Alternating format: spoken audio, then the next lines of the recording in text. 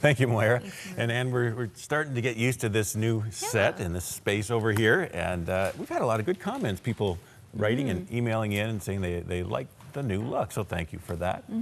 Well, during this 50th anniversary year for Crossroads, we've initiated the creation of a series of documentaries called Canada, Heart and Soul, giving compelling and inspirational stories which highlight the amazing people, places and events that have contributed to the rich history and culture of Canada. And they are narrated by none other than our Crossroads founder, David Mainse. Now, the first of these documentaries to be completed is entitled In Search of Canada, and it airs this Saturday, June 9th on CTS. Joining us now is Karen Pascal, who is the writer and director of this first production of the series. Karen, welcome. Thank you very much. It was a great privilege to work on this. I had a good time. Well, tell us, what kinds of stories are we going to see? Well, before we get into that, we just need to remind people that may not remember, you have a long history with Crossroads and 100 Huntley Street because back many years ago, and back in the early 80s, you were the producer of this program. That's right, I was, and so it's really exciting to be here on your new set. I mean, I remember being involved in getting a new set at that time. We were about a year and a half into the program, and that was one of the things that I was instrumental in getting designed for the program. And I saw images of it the other day when we were looking back over the history of Crossroads and 100 Huntley Street, Back in the early days. The early days, And that really was your launch into what you're doing now. It was very much so. It was an hour and a half live television every day. And it was wild. I felt like I was thrown in at the deep end and learning how to produce. And Windborne Productions you've had going for over 25 years and producing a lot of things. And you had an important hand in producing role in the Christmas production. That's right. In Journey to Christmas. Journey to Christmas. That was absolutely excellent. I had a wonderful time. We spent a lot of time in Israel, and that premiered this Christmas, but of course it'll become an annual favorite, I hope. Journey to Christmas is a 4-part series. So. Well, as you can see, I'm chomping at the bit to talk about what is coming up this Saturday on CTS. Tell us what kinds of stories we're going to be seeing in this documentary. It's wonderful. As you can imagine, to tell 600 years of history is what we kind of approached, in that we started when the Europeans came. But it's important to note that there were already 500 tribes here and a rich history of our First Nations peoples. But what we did was we tried to tell the story of how Christianity had shaped Canada. So you can't possibly tell that story in an hour. So what we did was we just took wonderful highlights, wonderful parts of each story.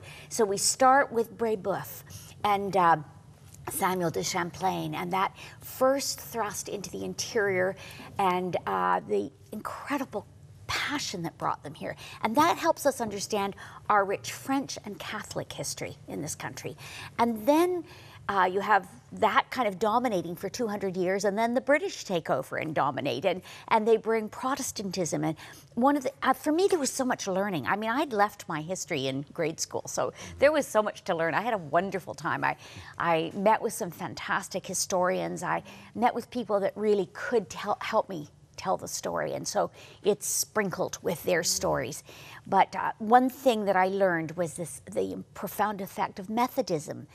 That was another part that kind of shaped what we have here, shaped our education, shaped so much of what's going on in Canada today. And one of the aspects of Canadian history that you highlight in the documentary is the Underground Railroad and how really churches came together to help make that possible for the slaves coming up from the south.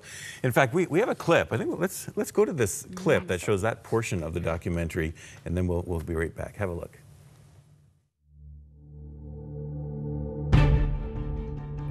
It is commonly believed that slavery in North America was restricted to the United States. However, while it was not prevalent in Canada, it did exist. John Gray Simcoe in 1793 passed an act which prevented the introduction of new slaves into Canada, and it also limited the contract of servitude for those that were already here. Simcoe's act meant that refugees from slavery were free as soon as they set foot in Ontario. But in 1850, with the signing of the Fugitive Slave Act in the United States, it became even more dangerous for slaves attempting to escape. masters could move into the North, retrieve their property, as slaves were referred to at that point, and take them back into slavery. And even if you were free black at this point, there was a huge chance that you could be sold into slavery, because even if you had your freedom papers on you, you had no rights at this point. Canada was considered the promised land for African Americans fleeing slavery. The Underground Railroad was a huge freedom movement. It helped to usher between 40 and 50,000 blacks from the United States here to Canada by way of this secret route, passages through forests, along rivers, safe houses.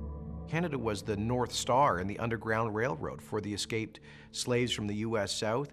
And the Underground Railroad that brought them north into Canada was basically a Christian project. It was run by the church, and that was really the template for our whole approach to accepting refugees. All right, that looks great. Fascinating. Did you recognize the voice of the narrator there? David Mainse? Okay, well, Karen, as an American, I so appreciate, because I'm Canadian as well, I'm dual, I so appreciate the shared history that our two countries have as far as the Underground Railroad and just the emancipation of slaves and just allowing them to have a fresh start, a new life across the border. And just so thank you for just reminding us of the rich history we share. Oh, I'm so glad to share that part. And I love the fact that Jason Kenney, our Minister of Refugees and of Multiculturalism, that he mentions the fact that this is the basis for our refugee response. And I think that's terrific. Wow. Yeah. Now, the documentary is shot in HD on the red camera, which is the highest quality you can get. It just looks fantastic. And I can't wait to see it myself. And for those of you thinking the same thing, here's some information of how you can watch it. This Saturday night, it airs on CTS, In Search of Canada. You can look for it at 7 p.m. All right, and this is the first in a series of these Canada Heart and Soul documentaries that Crossroads has initiated. I'm looking forward to all of them, but it's really part of our 50th anniversary celebration time, and we're really thanking Canada for the many years that we've been able to be on the air there.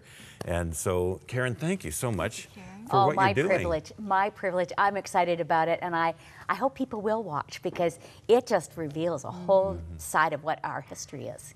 Absolutely. Okay, well, thanks for being with us. Thank you. So, stay with us. Jim Candelon coming up with a special guest.